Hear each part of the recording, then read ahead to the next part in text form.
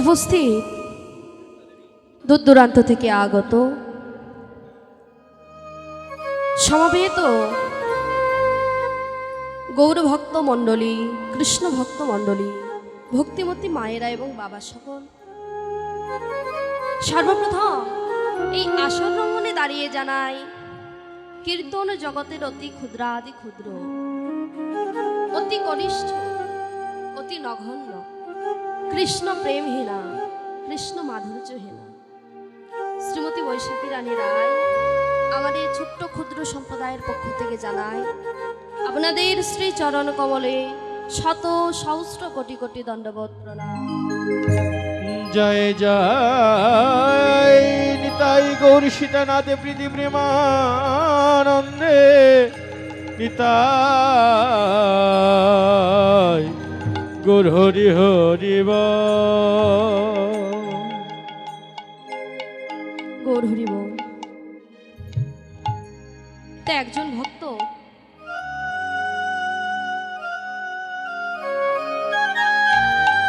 মায়েরা ফলমূল আদি কিছু দান করেছে, তবে জানি না তার মনের বাসনাটা কি। তবে যে মনের বাসনা নিয়ে দান করে থাকুক না কেন, সকলে ভগবানের কাছে একটু প্রার্থনা করবেন এবং তাকে আশীর্বাদ করবেন ভগবান যেন তার সকল মনের বাসনা পূর্ণ করে, ভগবানের চরণে যেন মূর্তিটা থাকে। হরি বল। প্রণাম জানাই আমার পিতামাতার চরণে, তার সঙ্গে প্রণাম জানাই আমার শিক্ষা দীক্ষা গুরুদেবের চরণে। আর আজকে প্রণাম জানাবো বাবা, আজকে যে সকল কমিটির সদস্যবৃন্দের জন্য এত সুন্দর করে তিল তিল করে গড়ে উঠেছে এই সুন্দর তিলোত্তমা, সেই সকল কমিটির সদস্যবৃন্দের চরণে জানাই শত সহস্র কোটি দণ্ডবত। কেন মা? তারা এখানে হরিনাম সংকীর্তন, এই যে ভগবানের নামগুলো গান, ভগবানের লীলা কীর্তন, নাম কীর্তন দিয়েছে মায়েরা। তারা কি পারত না এখানে ভগবানের এই যে ভক্তের বাজারটা না লাগিয়ে তারা এখানে বাউল গান সাংস্কৃতিক অনুষ্ঠান করতে? কি বাবা পারত তো? তাহলে তারা এই বাউল গান সাংস্কৃতিক অনুষ্ঠান না করে এখানে কি করলেন? এখানে একটি ভক্তের বাজার লাগালেন, হরির বাসর লাগালেন। মাগো, তিনারা অবশ্যই বুঝেছেন যে হরি নাম কৃষ্ণ নাম বিনা কলিহত জীবেদের আর কোনো গতি নাই। শাস্ত্রে বললেন হরির নাম ঐব কেবলম কলৌ নাস্তেব্য নাস্তেব্য গতিরন্যথা। হরি বল হরি বল। শাস্ত্রে বললেন কি মা? বললেন হরির নাম ঐব কেবলম। ভগবান নিজে বদনে বলে গেছে বাবা, এটা আমার বানানো কথা নয়। ভগবান নিজে মুখে বলে গেছে যে কলিহত জীবেদের হরি নামে কৃষ্ণ নাম বিনা আর কোনো গতি নাই। মায়েরা, ভগবান বললেন তোমরা যতই বিপদ তারণের পুজো করো না কেন, যতই বড় বড় ঠাকুরের উপোস করো না কেন, কোনো গতি নেই। পার হওয়ার রাস্তাটা এইটা, এই যে মধুমাখা হরিনাম, এটা তো হলো মা পার হবার রাস্তা। ভগবান বললেন হরিনাম কৃষ্ণ নাম বিনা কলিহত জীবেদের আর কোনো গতি নাই। মাগো, গতি আছে। চারি যুগে চারি ধর্ম জীবেরও কারণ, চারটে যুগ সত্য ত্রেতা দাপর কলি। চারটি যুগের মধ্যে ভগবান আমার চারটি যুগেই নাম দিলেন, চারটি যুগেই তিনি নাম দিলেন, দিয়ে বললেন যে যে নাম দিয়েছে সত্য যুগের নাম দিয়ে সত্য যুগের জীবদের উদ্ধার হতে বললেন, ত্রেতা যুগের নাম দিয়ে ত্রেতা যুগের জীবদের উদ্ধার হতে বললেন, দাপর যুগের নাম যে নাম দিয়েছে সেই নাম দিয়ে দাপর যুগের জীবদের উদ্ধার হতে বললেন। আর আমাদের কলিহত জীবেদের কি বাবা? আমাদের যে মহানাম মন্ত্র, সেটি কি 16 নাম 32 অক্ষর। হরি কৃষ্ণ কৃষ্ণ কৃষ্ণ হরে হরে, হরে রাম রাম রাম হরে হরে। হরি বল হরি বল। ভগবান বললেন, হে কলির জীব, তোমরা এই মধুমাখা হরি নাম বদনে বলে উদ্ধার হও। বাবা, অন্যান্য যুগে যাগযজ্ঞ ছিল, ধ্যান ছিল, পূজা অর্চনা ছিল। সত্য ত্রেতা দাপরের মানুষ ভগবানের চরণ লাভ করেছে ধ্যান তপস্যা করে, যাগযজ্ঞ করে। কিন্তু আমাদের কলিহত জীবীদের কোনো যাগযজ্ঞ নেই, কোনো ধ্যান তপস্যাও নেই। শুধু বললেন তোমরা হরি বল বলেই উদ্ধার হও। এই যে মায়েরা, আমরা হরি বল বলি তো, ভগবান বললেন না যে তুমি শত শতবার হরি নাম কৃষ্ণ নাম বদনে বলো, হাজার হাজার বার বলো। হাজার হাজার বার বলতে হবে না, শত শতবার বলতে হবে না। তিনি বলে গেলেন, একবার কৃষ্ণ নামে জীব যত পাপ হরে, জীবেরও সাধ্য নাই সেই জীব তত পাপ করে। নিতাই গৌর হরি বল। হরি বল। তিনি বললেন, একবার কৃষ্ণ নামে জীব যত পাপ হরে, তোমরা একবার হরি বল বলো। একবার কৃষ্ণ বলতে বলছে, কিন্তু মাগো একবার যে আমরা কৃষ্ণ বলবো, এই হরিনাম বলার মধ্যেই যেন আত্মীয়তাটা থাকে, এই হরিনাম বলার মধ্যে যেন প্রেমটা থাকে, ভক্তিটা থাকে। ভগবান অন্য কিছু চাইলেন না আমাদের কাছে। বললেন, কলির জীব, তোমরা শুদ্ধ চিত্তে, তোমরা মনটাকে স্থির করে, তোমরা যদি একবার দেহ মনপ্রাণ সবকিছু সঁপে দিয়ে যদি এই প্রেম ভক্তি হৃদয় করে যদি একবার হরে কৃষ্ণ বা হরি বল বলতে পারো, তাহলে তোমাদের জনম ধন্য। হরি বল। আর অন্য কোনো কিছু চাইলেন না ভগবান। ভগবান বললেন না, কলির জীব, তোমরা আমাকে দামি দামি মিষ্টি সন্দেশ এনে আমাকে সেবা দাও। ভগবান এগুলো চাইলেন না গো মা। ভগবান চাইলেন কি? এই প্রেম আর ভক্তি। এই প্রেম ভক্তি দিয়ে যদি কেউ একবার ভগবানকে ডাকার মতো ডাকতে পারে, ভগবান তো আর দূরে থাকতে পারে না।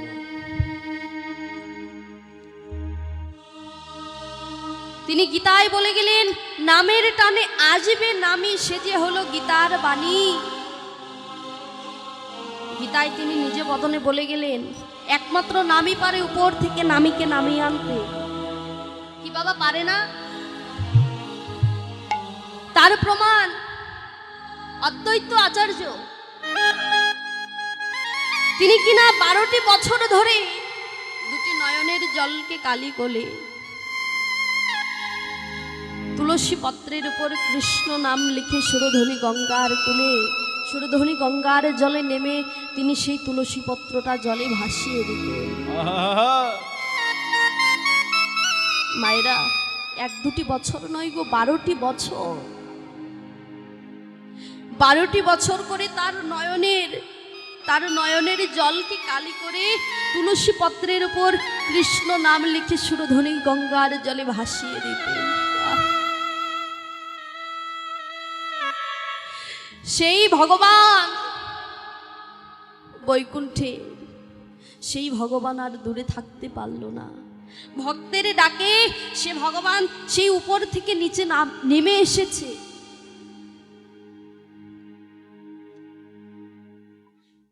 সেই অদ্বৈত আচার্য, সেই অদ্বৈত আচার্য ভগবানকে ডেকে বলতো, দয়াময় তুমি একবার কৃপা করে এসো, তোমার যে আশাটা বড় দরকার। কেননা কলিহত জীবীদের যে হাহাকার, কলিহত জীবীরা যে পাপাচ্ছন্ন জীব হয়ে যাচ্ছে দিন দিন। প্রভু তুমি আর দূরে থেকো না, তুমি একবার নেমে এসোই মর্তে। সেই ভগবান গোলকের আসন পরিত্যাগ করে শ্রীধাম নবদ্বীপে এসে উপনীত হলেন। এই নদিয়ার মাঝে তিনি উপনীত হলেন। ওমা, অন্যান্য যুগে ভগবান আমার রাজ আভরণ পরেছিল, রাজার বেশ, রাজার পোশাক ধারণ করেছিল, কিন্তু এই কলিযুগে তো তিনি রাজ আভরণ পরিধান করেনি। তিনি কি পরিধান করলেন? একটি কাঙালের বেশ ধারণ করলেন, একটি ভিখারির বেশ ধারণ করলেন। একটি কাঙালের বেশ ধারণ করে, ভিখারির বেশ ধারণ করে নদিয়ার পথে পথে গিয়ে হরিনাম কৃষ্ণ নাম প্রচার করছে। যে হরিবল বলতে চায় না ভগবান আমার, তার চরণ দুখানি হৃদয় মাঝে ধরে বলে, ওগো একবার হরিবল বলো। সেই ভগবান মা শ্রীধাম নবদ্বীপের মাটিতে নেমে এসেছে। যেই ভগবানের কোনো কিছুর অভাব ছিল না, তার রাজত্ব ছিল, রাজপ্রাসাদ ছিল, সোনা দানা, দামি দামি গহনা, সকল কিছু পরিত্যাগ করলেন, রাজভোগটাকে পরিত্যাগ করলেন, করে এসে সকল কিছু ধুলার ধরায় ফেলে নদিয়ার মাঝে অবতীর্ণ হলেন।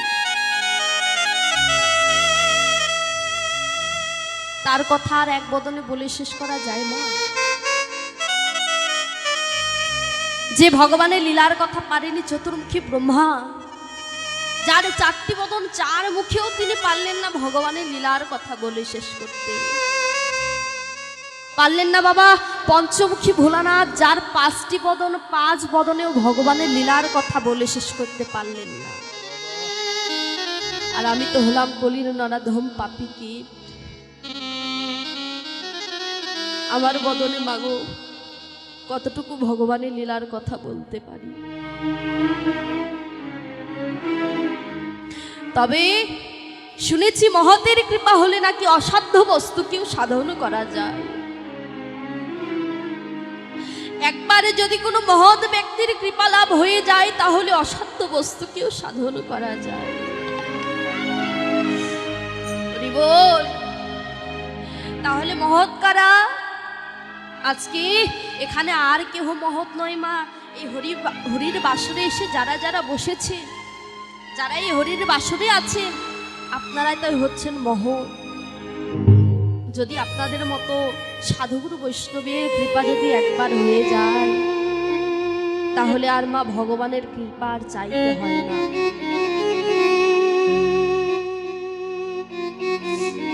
কেন না ভগবান আমার।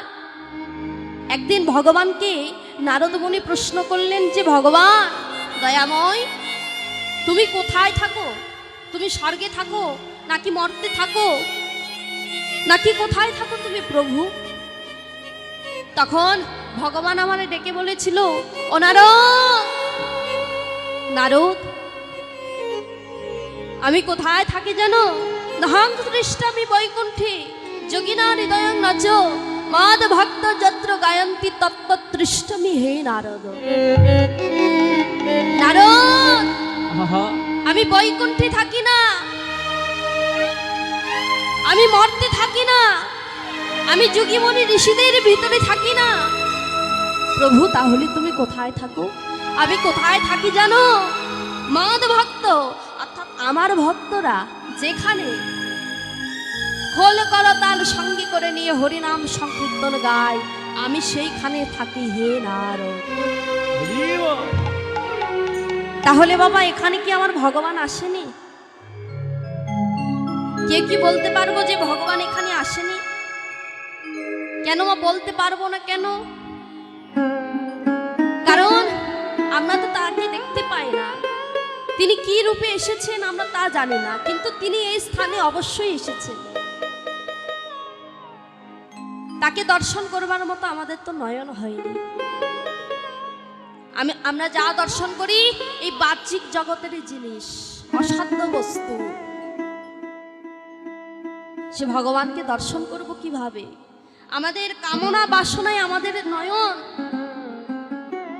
আমাদের নয়ন দুটি যেন কামনা বাসনায় ভরে রয়েছে। ওমা পুকুরে যেমন কচুরি পানা হয়, পুকুরে কচুরি পানা হলে কি হয়?